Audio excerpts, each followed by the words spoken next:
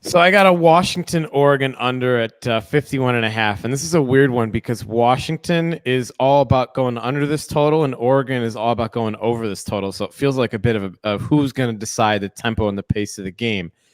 Washington, no offense and a pretty good defense, and Oregon somewhat the opposite. And look, this is a game that should be in the muck. It's Washington. There's a chance of rain as always. And I just feel like Washington's more likely to control the tempo. Like they played Michigan, a probably similar level team to Oregon, and lost 31-10, which is comfortably under that number we're working with here. I feel like that's the worst case scenario for Washington because they just can't keep up and shoot out. They don't have the offense to do that.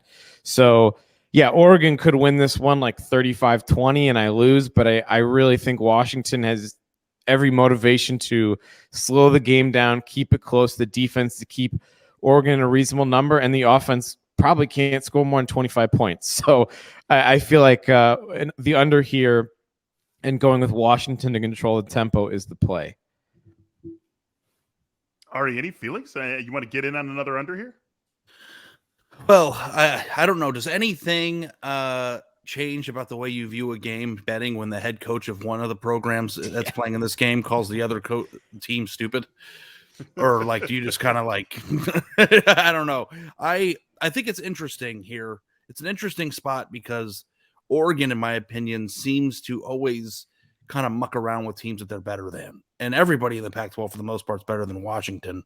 But, ever since they cracked into the top four of the playoff, I think everybody, at least Oregon fans and Pac-12 fans, are waiting for the other domino to drop. And when you look at Oregon's schedule, you try to figure out which game are they going to drop. And it's like, they're probably not going to lose this game as a 6.5 point favorite, but I could totally see a under here where there's a close game through 3. Maybe Oregon pulls away, but it doesn't get to the 51.5 point total.